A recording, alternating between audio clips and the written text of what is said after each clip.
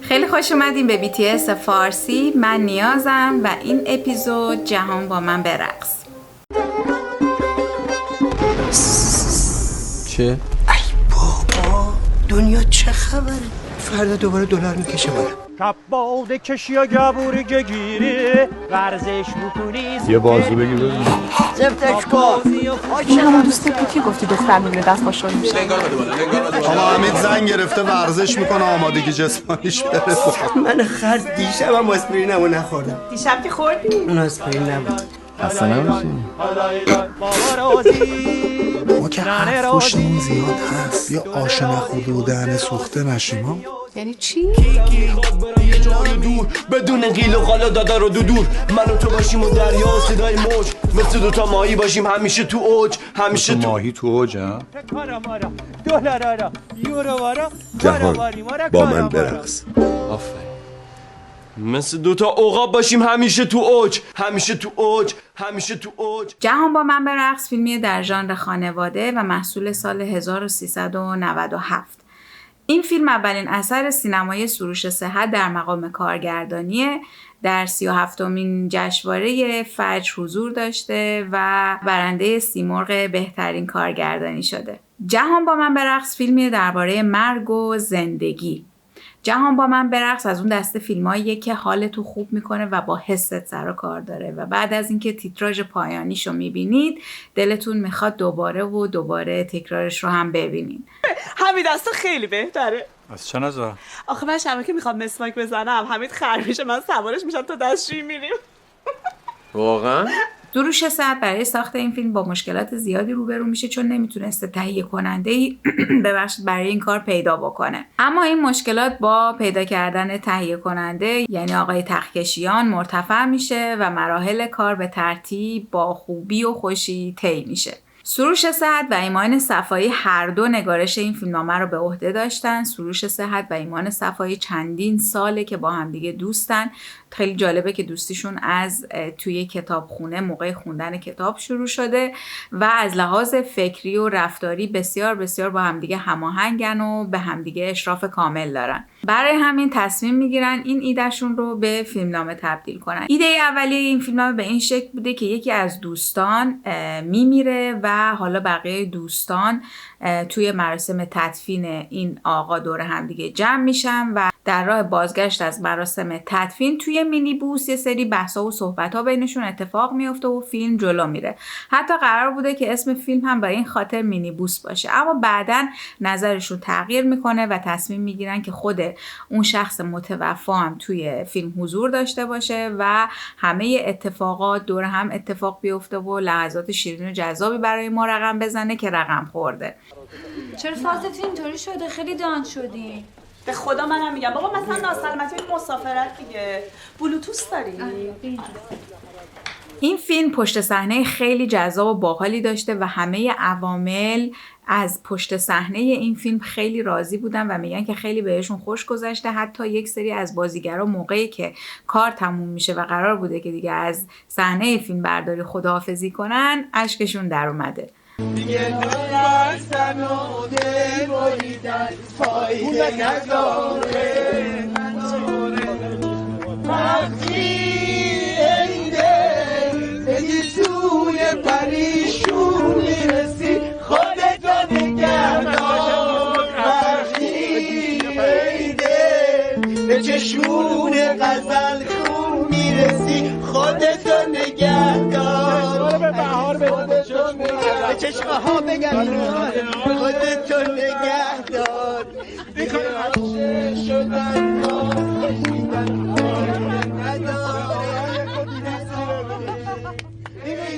دیگه بال و پر نداری. مرسی از همه بچه ها، همگی خسته نباشید. خب ما میدونیم که موقع فیلم برداری خیلی رواله که یک سری بازیگرا یا عوامل بنا به پیشرفت کار یه سری پیشنهادات میدن که حالا مثلا الان این کارو بکنیم شخصیت این کار بهتر میشه، یا فلان جا فلان کارو بکنیم پلان بهتری ثبت میشه. اما سروش صحت توی این کار هیچ نظر و هیچ پیشنهادی رو قبول نمیکنه و از بچه‌ها میخواد که همه مطابق با فیلمنامه جلو برن و هیچ چیزی رو تغییر ندن. وقتی که بازیگرا فیلمنامه رو دریافت میکنن یه استرس و اضطرابی وجودشون رو فرا میگیره و ذهنشون درگیر میشه که این فیلمنامه حکایت از این داره که قراره چند تا دوست دور همدیگه جمع بشن و یک فیلمنامه و یک فیلم دیالوگ محور پیش روی ما قرار داره و استرسشون از این بوده که مبادا این جمع شدن این چند تا دوست دور همدیگه و پرچونه بودنشون باعث بشه که حوصله مخاطب سر بره. نگرانیشون رو با سروش صحت مطرح میکنن، اما سروش صحت متقاعدشون میکنه که میدونه داره چی کار میکنه و ازشون میخواد که بهش اعتماد بکنن و کار رو پیش میبره. چی گفت؟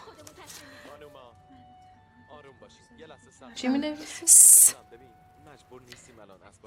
اما پروسه زمانبر این داستان پیدا کردن لوکیشنی بوده که با معیارهای فیلمنامه سروش صحت همخوانی داشته باشه. سروش صحت به دنبال لوکیشنی بوده که فضای باز بزرگی داشته باشه، طویله داشته باشه، ایوون داشته باشه، فاصله خیلی زیادی از خونه‌های همسایه داشته باشه تا سر و صدا خیلی کار رو تحت شعاع قرار نده و فیلمبرداری رو خیلی سخت نکنه.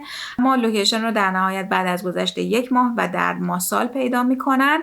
یک سری تغییرات بهش میدن، مثلا آشپزخونه کاملا بازسازی میشه، حیاط شنریزی میشه، حوض اضافه میشه، ایوون اضافه میشه، طویله اضافه میشه و یک سری تغییرات دیگه که توی فیلم کاملا مشهوده. و خیلی جالبه که نقش آقای همسایه رو هم دقیقاً میدن به صاحب همین خونه و از گاو همون آقای همسایه هم استفاده میکنن. تو مریضی، منم مریضم. تو تنهایی، منم تنها.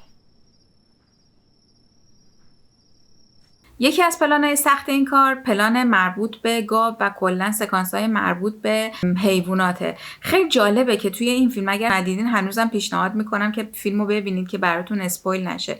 همه المانا و همه چیزایی که توی این فیلم استفاده شده اهم از آدم و حیوانات، حتی ایوون، حتی حیات خونه به عنوان یک کاراکتر انگار جون داره و باعث انتقال اون حس خوبه میشه.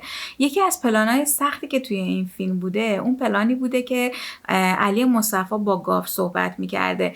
خود فیلم برداری این سکانس کار سختی نبوده، به خاطر اینکه سروش صحت میگه انقدر رابطه علی مصطفی با حیوانات خوب بود که انگار این حیوانات که علی مصطفی داشته باهاشون حرف میزده و کنارشون بوده متوجه میشدن و خیلی پلان آرومی بوده و به خوبی و خوشی برگزار میشده. اما به محض اینکه کات میدادن گاو بدو از صحنه خارج میشده و کل عوامل و بچهای پشت صحنه باید حالا دوباره میدویدن دنبال این گاو که این گاوو برگردونن به طویله و توی این سرما برای بچه‌ها خیلی کار سختی بوده این کار. اما در مورد موسیقی کار که یک داستان خیلی جالب داشته. یه روز که سروش صحت داشته توی اینستاگرام میچرخیده و اینستاگرام رو بالا و پایین میکرده، یک پستی توجهش رو جلب میکرده و آوازخونی یک آقای اصفهانی به اسم بابک.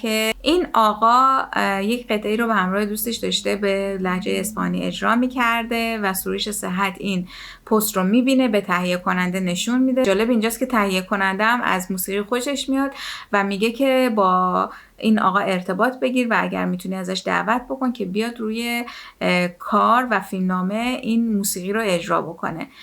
سروش صحت از طریق پروفایلش متوجه میشه که اسم این آقا بابک رجبیه، باهاش ارتباط میگیره و بابک رجبی بهش میگه که من با تو همشهریم، همه کاراتو دیدم، خیلی از کارات خوشم میاد و کارگردانی تو خیلی دوست دارم، اما مشکلی که هست اینه که من فرانسه زندگی میکنم و ایران نیستم. سروش صحت هم اینو به تهیه کننده منتقل میکنه و آقای تختکشیان هم به سروش صحت میگه که باهاش بیشتر صحبت بکن و اگر بتونه بیاد ایران این موسیقی رو اجرا بکنه و برگرده. و خلاصه بعد از یه سری صحبت ها بابک رجبی قبول میکنه که بیاد ایران این کار رو اجرا بکنه و از چند تا از دوستاش توی اصفهان هم دعوت میکنه که بیان شمال، همگی با هم این قطعه رو اجرا میکنن و خیلی قطعه زیبایی هم میشه.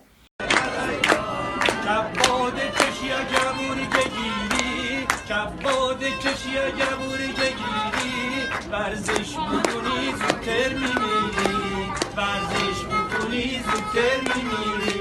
لا لای لای لا لای لای لا لای لای لا لای لای لا لای لای.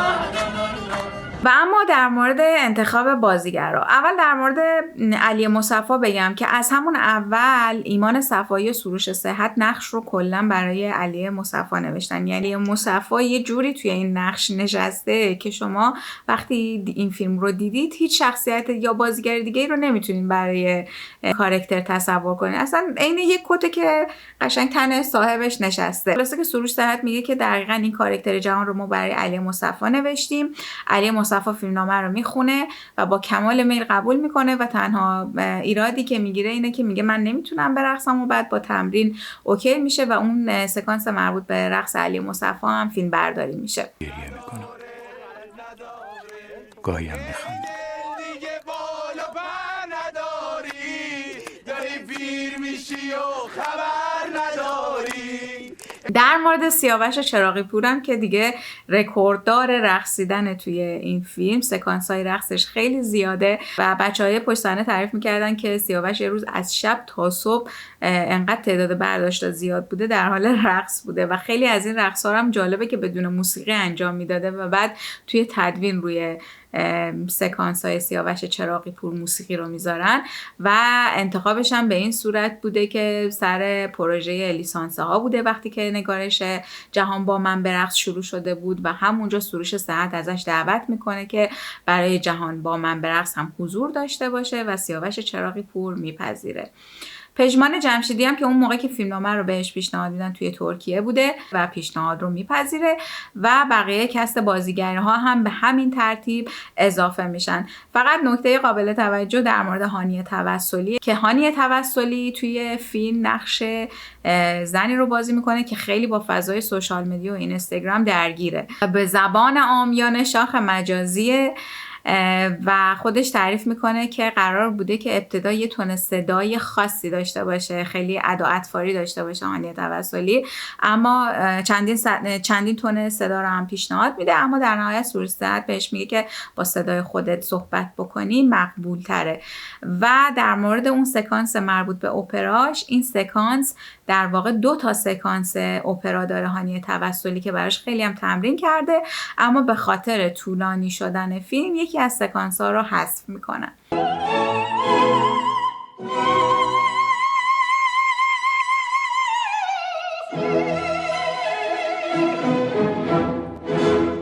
و فکت دیگه در مورد نقش فرخه، این نقش قرار بوده محسن کیایی بازی بکنه، اما چون پیدا کردن لوکیشن خیلی طولانی میشه و اون موقع محسن کیایی برای فیلم مطرب قرارداد داشته، از بچه‌ها خداحافظی میکنه و این گروه رو ترک میکنه و به جای فرخ رو میدن به همسر خانم رعنا امیری، طراح لباس. حالا چه اتفاقی میفته؟ رعنا امیری فیلمنامه رو با خودش میبره منزل، آقای رامین صدیقی همسرشون توی خونه فیلمنامه رو مطالعه میکنن، ایشون تهیه کننده موسیقی هستن و یک دوستی نزدیکی هم با سروش صحت داشته، به سروش زنگ میزنه میگه من فیلمنامه رو خوندم، این شخصیت رو دوست دارم، میدونم دنبال بازیگر حرفه‌ای هستی و من نابازیگرم، اما اگر امکان داره یه شانس بازی به من بده. و سروش صحت که اون موقع دنبال بازیگر بوده بلافاصله این آقا رو جایگزین میکنه. جانم خوش اومدی، یه بغل. خانومم ناهید فرخ. خیلی خوشبختم. قربون شما. و در نهایت همون حرفی که اول زدم، هنوزم سر حرفم هستم، فیلم خوبیه، به شدت پیشنهاد میکنم ببینیدش. اگر به هر دلیلی از مرگ میترسین، دیدن این فیلم به شدت بهتون توصیه میکنه، به خاطر اینکه ذهنیتتون رو نسبت به مرگ تا حد زیادی عوض میکنه و اون ترستون رو نسبت به مرگ تعدیل میکنه. امیدوارم که از این اپیزودم لذت برده باشین. تا اپیزود بعدی، خدا نگهدار.